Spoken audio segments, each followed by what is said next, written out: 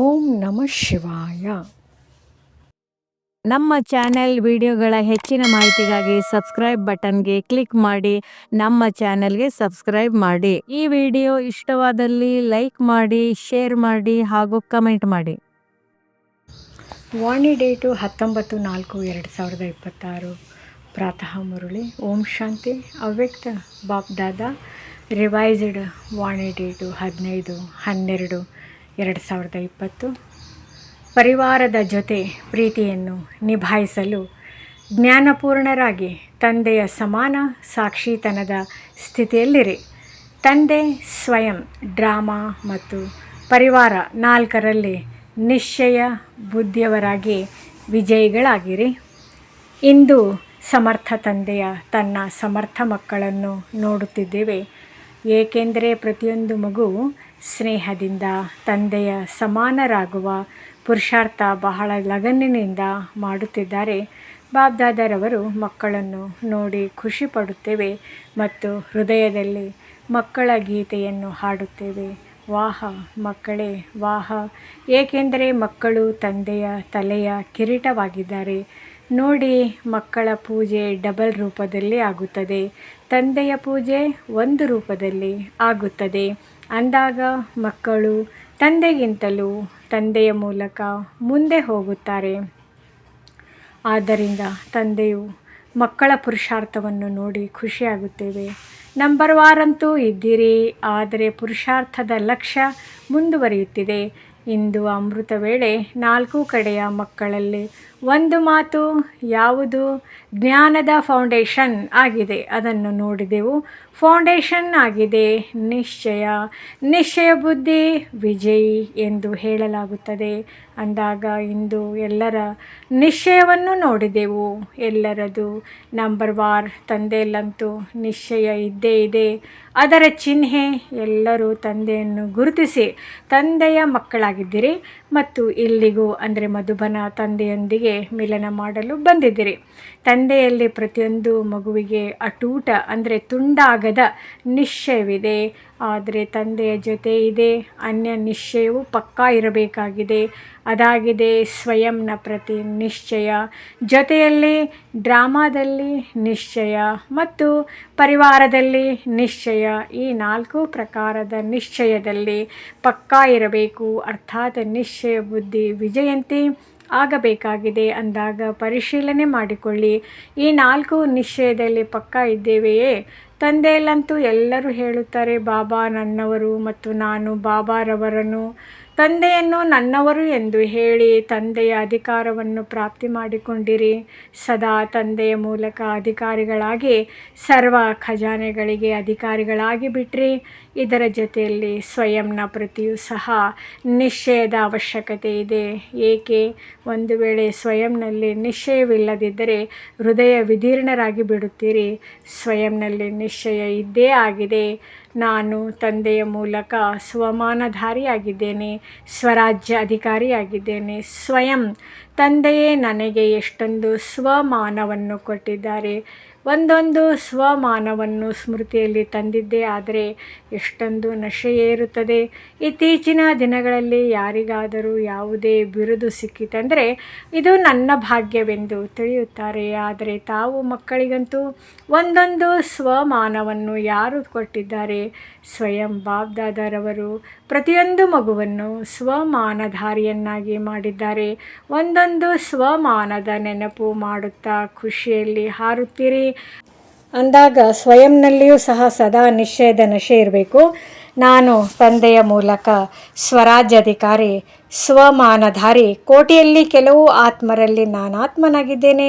ಹೇಗೆ ತಂದೆಯಲ್ಲಿ ನಿಶ್ಚಯವಿದೆ, ಅದರ ಜೊತೆ ಸ್ವಯಂನ ಪ್ರತಿಯೂ ಸಹ ನಿಶ್ಚಯದ ಅವಶ್ಯಕತೆ ಇದೆ. ಏಕೆಂದರೆ ಸ್ವಯಂನಲ್ಲಿ ನಿಶ್ಚಯವಿದ್ದಿದ್ದೇ ಆದರೆ ಎಲ್ಲಿ ನಿಶ್ಚಯವಿದೆ ಅಲ್ಲಿ ಪ್ರತಿಯೊಂದು ಕರ್ಮದಲ್ಲಿ ನಿಶ್ಚಯ ಬುದ್ಧಿ ಅರ್ಥಾತ್ ಸ್ವಮಾನಧಾರಿ ವಿಜಯಿಗಳು. ನಿಶ್ಚಯದ ಅರ್ಥವೇ ಆಗಿದೆ ಸಫಲತೆ. ಈ ರೀತಿಯಲ್ಲ, ನಮಗೆ ತಂದೆಯ ಮೇಲೆ ನಿಶ್ಚಯವಿದೆ, ಅದಂತೂ ಬಹಳ ಒಳ್ಳೆಯದು. ಆದರೆ ಜೊತೆಯಲ್ಲಿ ಸ್ವಯಂನ ನಶೆಯು ಸಹ ನಾನು ಯಾರು ಎಂಬುದರ ಅವಶ್ಯಕತೆ ಇದೆ. ಒಂದೊಂದು ಸ್ವಮಾನವನ್ನು ನೆನಪು ಮಾಡಿದರೆ ನಿಶ್ಚಯ ಹಾಗೂ ನಶೆ ಮತ್ತು ತಮ್ಮ ಚಲನೆ ಮತ್ತು ಚೆಹರೆಯಲ್ಲಿ ಕಂಡುಬರುತ್ತಿದೆ. ಇದರ ಜೊತೆಯಲ್ಲಿ ಮೂರನೆಯ ಮಾತು, ಡ್ರಾಮಾದ ಮೇಲೂ ಸಹ ನಿಶ್ಚಯ ಬಹಳ ಅವಶ್ಯಕತೆ ಇದೆ. ಏಕೆಂದರೆ ಡ್ರಾಮಾದಲ್ಲಿ ಸಮಸ್ಯೆಗಳು ಸಹ ಬರುತ್ತದೆ ಮತ್ತು ಸಫಲತೆಯೂ ಸಹ ಆಗುತ್ತದೆ. ಒಂದು ವೇಳೆ ಡ್ರಾಮಾದಲ್ಲಿ ಪಕ್ಕಾ ನಿಶ್ಚಯವಿದ್ದರೆ, ಡ್ರಾಮಾದ ನಿಶ್ಚಯದಿಂದ ಯಾರು ನಿಶ್ಚಯ ಬುದ್ಧಿಯುಳ್ಳವರಾಗಿದ್ದಾರೆ ಅವರು ಸಮಸ್ಯೆಯನ್ನು ಸಮಾಧಾನ ಸ್ವರೂಪದಲ್ಲಿ ಬದಲಾವಣೆ ಮಾಡುತ್ತಾರೆ. ಏಕೆಂದರೆ ನಿಶ್ಚಯ ಅರ್ಥಾತ್ ವಿಜಯ ಅಂದಾಗ ಯಾರ ಮೇಲೆ ವಿಜಯಿಯಾಗುತ್ತಾರೆ? ಪರಿವರ್ತನೆ ಮಾಡುವುದರಲ್ಲಿ 1 ಸೆಕೆಂಡಿನಲ್ಲಿ ಸಮಸ್ಯೆಯು ಪರಿವರ್ತನೆಯಾಗಿ ಸಮಾಧಾನ ಸ್ವರೂಪವಾಗಿ ಬಿಡುತ್ತದೆ. ಹಲ್ಚಲ್ ಅಂದರೆ ಏರುಪೇರುನಲ್ಲಿಯೂ ಬರುವುದಿಲ್ಲ, ಅಚಲರಾಗಿರುತ್ತಾರೆ. ಏಕೆಂದರೆ ಡ್ರಾಮಾದ ಜ್ಞಾನದಿಂದ ಅಡೋಲ ಅಚಲರಾಗಿ ಬಿಡುತ್ತಾರೆ. ಈ ನಿಶ್ಚಯವಿರುತ್ತದೆ, ನಾನೇ ಕಲ್ಪದ ಮೊದಲು ಸಹ ಸಮಾಧಾನ ಸ್ವರೂಪ ಅರ್ಥಾತ್ ಸಫಲ ಆತ್ಮನಾಗಿದ್ದೇನೆ ಮತ್ತು ಕಲ್ಪದ ನಂತರವೂ ಸಹ ನಾನೇ ಆಗುತ್ತೇನೆ ಅಂದಾಗ ಈ ನಶೆಯು ಡ್ರಾಮಾದ ನಿಶ್ಚಯ ಪಕ್ಕಾ ಮಾಡಿಸುತ್ತದೆ. ಹೆಮ್ಮೆ ಇರುತ್ತದೆ, ನಶೆ ಇರುತ್ತದೆ, ನಾನೇ ಆಗಿದ್ದೇನೆ ಮತ್ತು ನಾನೇ ಆಗುತ್ತೇನೆ. ಆದ್ದರಿಂದ ಈ ಪುರುಷಾರ್ಥಿ ಜೀವನದಲ್ಲಿ ಡ್ರಾಮಾದ ನಿಶ್ಚಯವೂ ಅವಶ್ಯಕತೆ ಇದೆ ಮತ್ತು ಜೊತೆಯಲ್ಲಿ 4ನೆಯದಾಗಿದೆ ಪರಿವಾರದ ಮೇಲೆ ನಿಶ್ಚಯ. ಏಕೆಂದರೆ ತಂದೆಯು ಬಂದ ಕೂಡಲೇ ಪರಿವಾರಕ್ಕೆ ಜನ್ಮ ಕೊಟ್ಟರು ಅಂದಾಗ ಹೇಗೆ ತಂದೆಯಲ್ಲಿ ನಿಶ್ಚಯವಿದೆ ಹಾಗೆಯೇ ಪರಿವಾರದಲ್ಲಿಯೂ ನಿಶ್ಚಯದ ಅವಶ್ಯಕತೆ ಇದೆ. ಏಕೆಂದರೆ ಪರಿವಾರ ಯಾರದಾಗಿದೆ ಮತ್ತು ಇಷ್ಟು ದೊಡ್ಡ ಪರಿವಾರ ಮತ್ತಾರದಾಗಲು ಸಾಧ್ಯ ಅಂದಾಗ ಪರಿವಾರದ ನಿಶ್ಚಯವು ಅತಿ ಅವಶ್ಯಕವಾಗಿದೆ. ಏಕೆಂದರೆ ಇಷ್ಟು ದೊಡ್ಡ ಪರಿವಾರ ವಿಶ್ವದಲ್ಲಿ ಯಾರದಿದೆ? ತಾವು ಇಡೀ ವಿಶ್ವದಲ್ಲಿ ಎಷ್ಟೇ ಪರಿವಾರವನ್ನು ಪರಿಶೀಲನೆ ಮಾಡಿ ಯಾರದಿದೆ? ಪರಿವಾರದ ರೀತಿಯಿಂದ ಯಾವುದೇ ಡಿವೈನ್ ಫಾದರ್ ಅಂದರೆ ಧರ್ಮಾತ್ಮಗಳದ್ದು ಇಲ್ಲ, ಅಲ್ಲಿ ಅನುಯಾಯಿಗಳಿದ್ದಾರೆ. ಇಲ್ಲಿ ಪರಿವಾರ ಇದೆ, ಪರಿವಾರದ ಜೊತೆಯೇ ಸೇವೆಯಲ್ಲಿ ಸಂಬಂಧದಲ್ಲಿ ಇರುತ್ತೀರಿ. ನಮ್ಮದಂತೂ ತಂದೆಯ ಜೊತೆಯಲ್ಲಿಯೇ ಸಂಬಂಧವಿದೆ, ಪರಿವಾರ ಜೊತೆಯಲ್ಲಿ ಇಲ್ಲವೆಂದರೆ ಏನಾಯಿತು? ಈ ರೀತಿ ಅಲ್ಲ. ಪರಿವಾರದ ನಿಶ್ಚಯವಂತೂ ತಮ್ಮದು 21 ಜನ್ಮಗಳು ನಡೆಯಬೇಕು. ತಿಳಿದಿದ್ದರಲ್ಲವೇ? ಪರಿವಾರದ ಜೊತೆಯಲ್ಲಿಯೇ ಸಂಬಂಧದಲ್ಲಿ ಬರುವುದರಿಂದ ತಿಳಿಯುತ್ತದೆ. ನಾನು ಇಷ್ಟು ದೊಡ್ಡ ಪರಿವಾರದಲ್ಲಿ ಎಲ್ಲರೊಂದಿಗೆ ನಿಶ್ಚಯ ಬುದ್ಧಿಯವರಾಗಿ ನಡೆಯುತ್ತಿದ್ದೇವೆ. ಪರಿವಾರದಲ್ಲಿ ನಡೆಯಲು ಈ ಗಮನ ಕೊಡಬೇಕಾಗುತ್ತದೆ.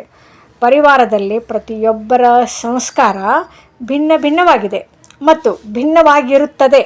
ತಮ್ಮ ನೆನಪಾರ್ಥ ಆಗಿದೆ ಮಾಲೆಯಲ್ಲಿ ನೋಡಿ, ಮೊದಲನೇ ನಂಬರ್ ಎಲ್ಲಿ ಮತ್ತು ಎಲ್ಲಿ 108ನೇ ನಂಬರ್? ಏಕೆಂದರೆ ಪರಿವಾರದಲ್ಲಿ ಭಿನ್ನ ಭಿನ್ನ ಸಂಸ್ಕಾರವಿದೆ ಅಂದಾಗ ಇಷ್ಟು ದೊಡ್ಡ ಪರಿವಾರದಲ್ಲಿ ನಡೆಯುತ್ತಾ ಸಂಸ್ಕಾರಗಳನ್ನು ತಿಳಿದು ಪರಸ್ಪರದಲ್ಲಿ ಒಂದು ಪರಿವಾರ, ಒಂದು ತಂದೆ, ಒಂದು ರಾಜ್ಯ ಅಂದಾಗ ಒಂದಾಗಿ ನಡೆಯಬೇಕು. ಪರಿವಾರದಲ್ಲಿ ಹೇಗೆ ದೊಡ್ಡ ಪರಿವಾರವಿದೆ ಹಾಗೇ ಪರಸ್ಪರದಲ್ಲಿ ದೊಡ್ಡ ಹೃದಯ, ಪ್ರತಿಯೊಬ್ಬರ ಪ್ರತಿ ಶುಭ ಭಾವನೆ, ಶುಭ ಕಾಮನೆಯ ಸ್ಥಿತಿಯಲ್ಲಿ ಸ್ಥಿತರಾಗಿ ನಡೆಯಬೇಕು. ಏಕೆಂದರೆ ಪರಿವಾರದ ಮಧ್ಯದಲ್ಲಿಯೇ ಸಂಸ್ಕಾರ ಸ್ವಭಾವ ಬರುತ್ತದೆ. ಆದರೆ ಕೆಲವರು ತಿಳಿಯುತ್ತಾರೆ ಪರಿವಾರದಲ್ಲಿ ಏನಿದೆ, ತಂದೆ ಜೊತೆಯಂತೂ ಇದೆ, ಆದರೆ ಇಲ್ಲಿ ಧರ್ಮ ಮತ್ತು ರಾಜ್ಯ ಎರಡೂ ಸ್ಥಾಪನೆಯಾಗುತ್ತಿದೆ. ಕೇವಲ ಧರ್ಮವಲ್ಲ, ಬೇರೆ ಯಾರೆಲ್ಲ ಧರ್ಮಪಿತರು ಬಂದಿದ್ದಾರೆ ಅವರದು ಕೇವಲ ಧರ್ಮವಿದೆ, ರಾಜ್ಯವಿಲ್ಲ. ಇಲ್ಲಂತೂ ತಾವೆಲ್ಲರೂ ರಾಜ್ಯವನ್ನು ಮಾಡಬೇಕು.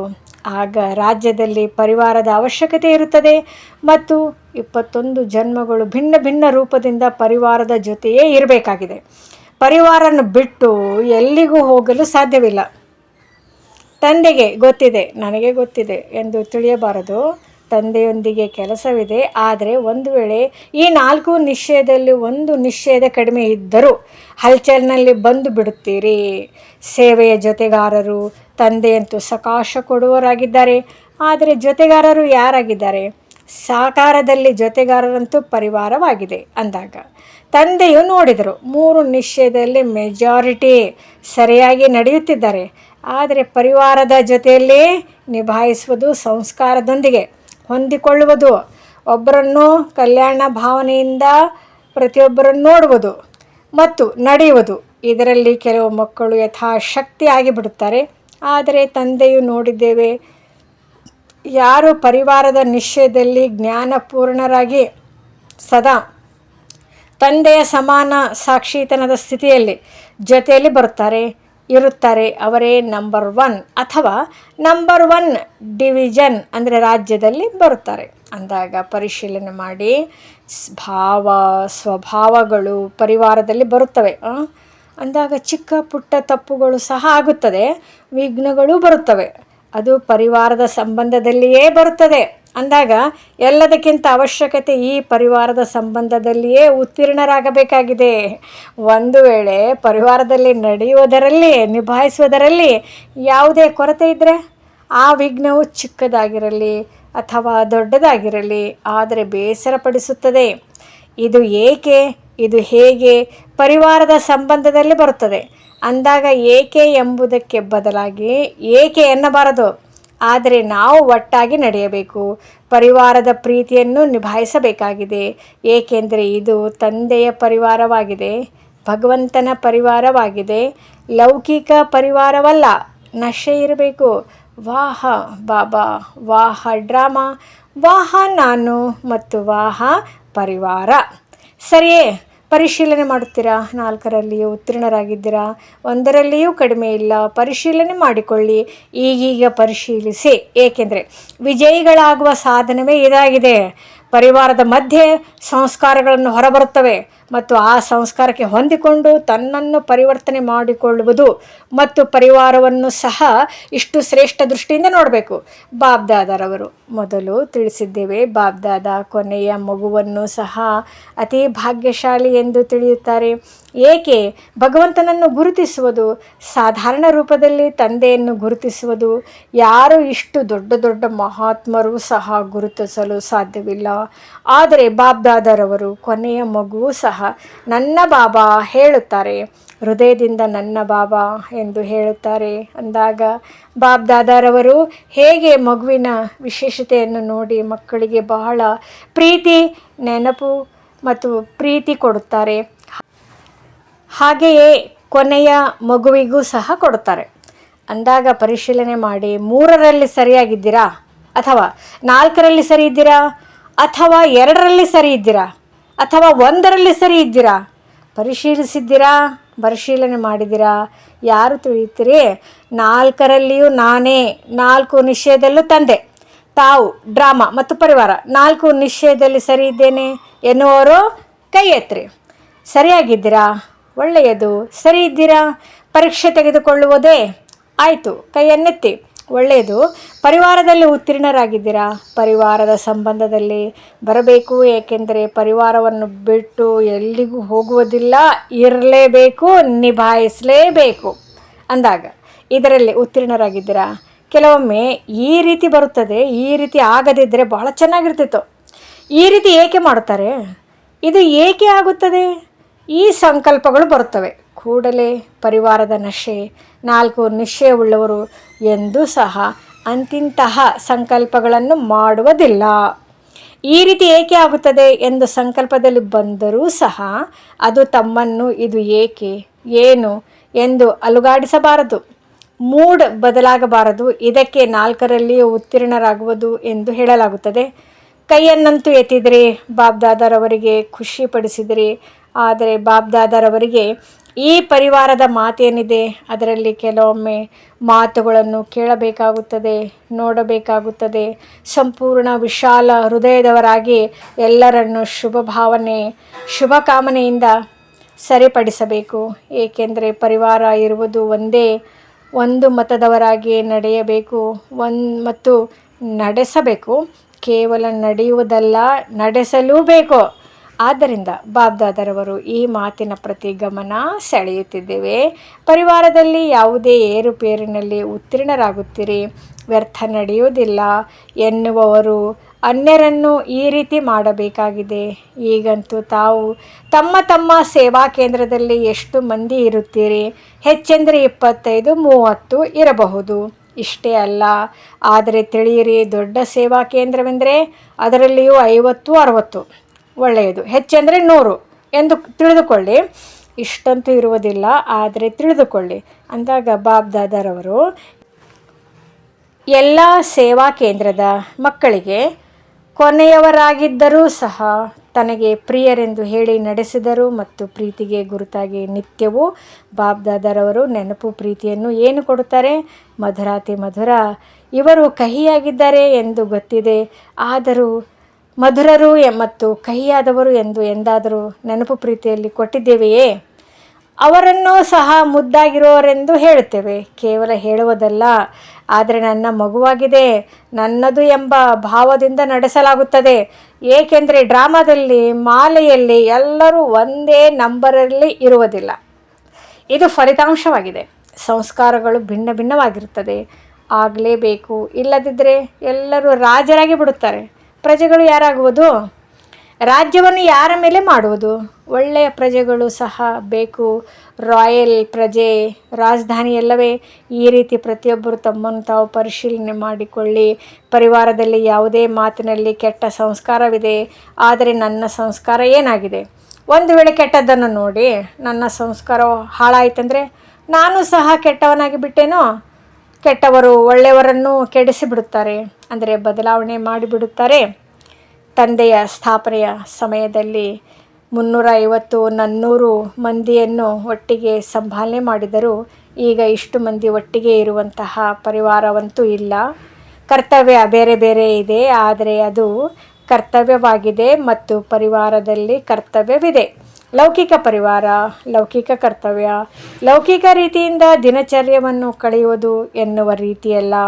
ಭಿನ್ನ ಭಿನ್ನ ಮತ ಪ್ರಿಯ ಪರಿವಾರವಾಗಿದೆ. ಇದರಲ್ಲಿ ಬೇಸರವಾಗುವುದು. ನಂತರ ನೆಪಗಳನ್ನು ಕೊಡುತ್ತಾರೆ. ಇವರು ಮಾಡಿದರು, ಆಗ ಹೀಗಾಯಿತು, ಹೀಗೆ ಮಾಡಿರುವುದಕ್ಕೆ ಹೀಗೆ ಆಯಿತು. ಆದರೆ ತಂದೆಯ ಮುಂದೆಯೂ ಸಹ ಆಗ ವಿರೋಧವಿರಲಿಲ್ಲವೇನೋ? ತಂದೆಯಿಂದ ದೂರ ಹೋದರಲ್ಲವೇ? ಇದು ವಿರೋಧವಲ್ಲವೇ?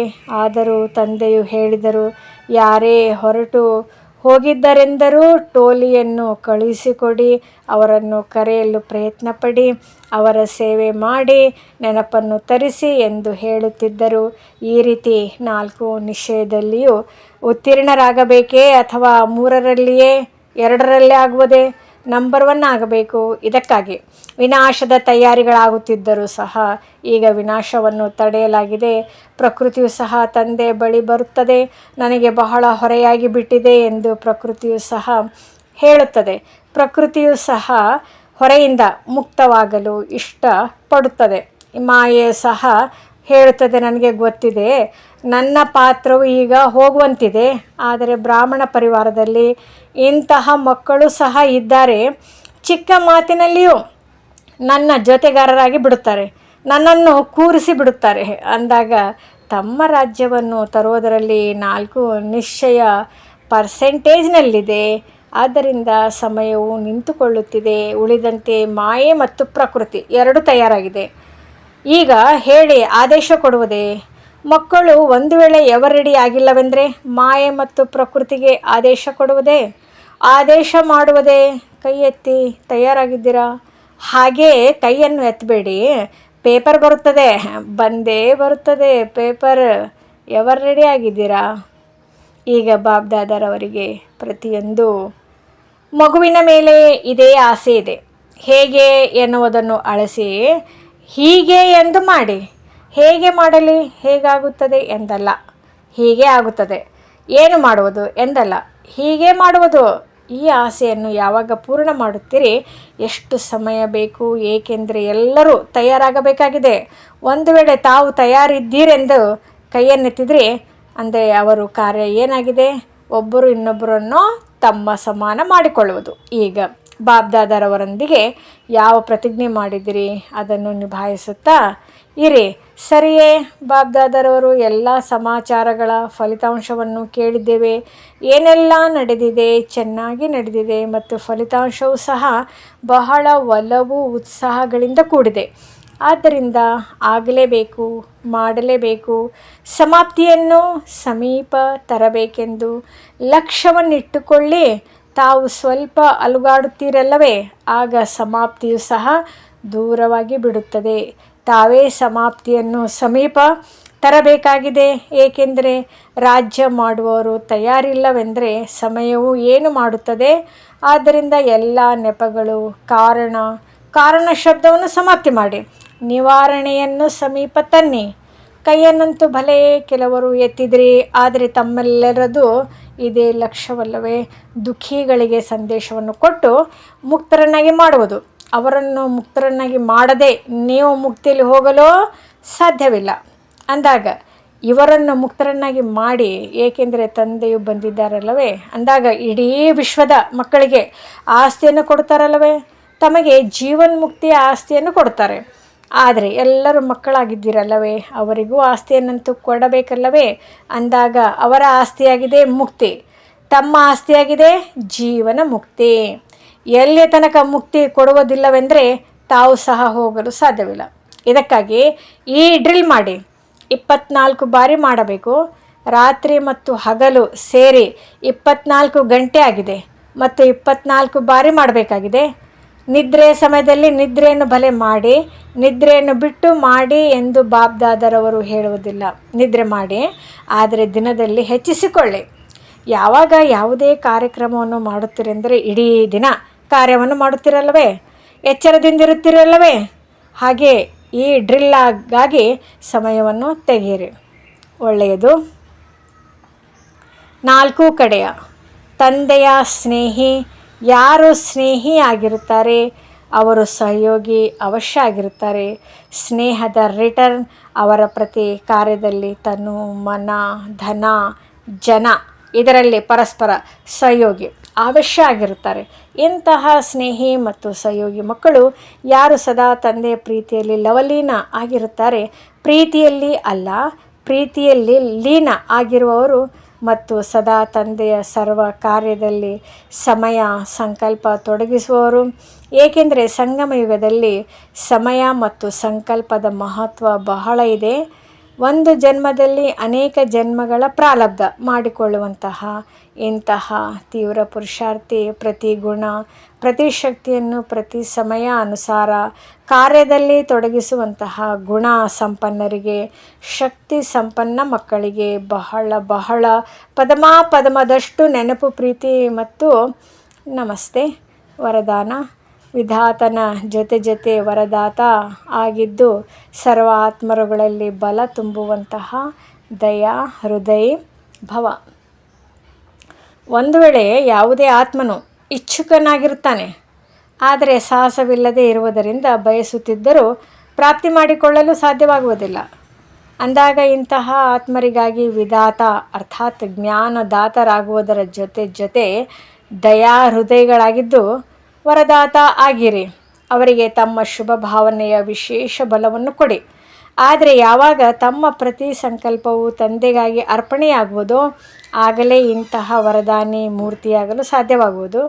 ಪ್ರತಿ ಸಮಯ ಪ್ರತಿ ಕರ್ಮದಲ್ಲಿಯೂ ಅರ್ಪಣೆಯಾಗಿರುತ್ತೇನೆ ಎಂಬ ವಚನವನ್ನು ತೆಗೆದುಕೊಳ್ಳಲಾಗಿದೆ.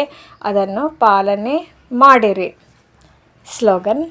ತಮ್ಮ ಸತ್ಯ ಸ್ವರೂಪದ ಸ್ಮೃತಿ ಇದ್ದರೆ ಸತ್ಯತೆಯ ಶಕ್ತಿಯು ಬಂದು ಬಿಡುತ್ತದೆ. ಅವ್ಯಕ್ತ ಸೂಚನೆ. ಮಹಾನರಾಗಲು ಮಧುರತೆ ಮತ್ತು ನಮ್ರತೆಯ ಗುಣ ಧಾರಣೆ ಮಾಡಿ. ಬಾಬ್ದಾದ ಈಗ ಒಬ್ಬೊಬ್ಬ ಮಕ್ಕಳ ಮಸ್ತಕದಲ್ಲಿ ಸಂಪೂರ್ಣ ಪವಿತ್ರತೆಯ ಹೊಳೆಯುತ್ತಿರುವ ಮಣಿಯನ್ನು ನೋಡಲು ಬಯಸುತ್ತಾರೆ. ಆತ್ಮೀಯತೆಯಿಂದ ಹೊಳೆಯುತ್ತಿರುವ ನಯನ ನೋಡಲು ಬಯಸುತ್ತಾರೆ. ಮಾತಿನಲ್ಲಿ ಮಧುರತೆ, ವಿಶೇಷತೆ, ಅಮೂಲ್ಯ ಮಾತು ಕೇಳಲು ಬಯಸುತ್ತಾರೆ ಮತ್ತು ಕರ್ಮದಲ್ಲೇ ಸಂತುಷ್ಟತೆ, ನಿರ್ಮಾಣತೆ ಸದಾ ನೋಡಲು ಬಯಸುತ್ತಾರೆ. ಓಂ ಶಾಂತಿ. ಓಂ ನಮಃ ಶಿವಾಯ. ಈ ಮುರಳಿ ತಮಗೆ ಇಷ್ಟವಾಯಿತೆ? ಹೆಚ್ಚಿನ ಮುರಳಿ ವಿಡಿಯೋಗಳಿಗೋಸ್ಕರ ನಮ್ಮ ಚಾನಲ್ಗೆ ಸಬ್ಸ್ಕ್ರೈಬ್ ಮಾಡಿ. ತಮಗೆ ವಿಡಿಯೋ ನೋಟಿಫಿಕೇಷನ್ ಸಿಗ್ತಾ ಇರುವುದು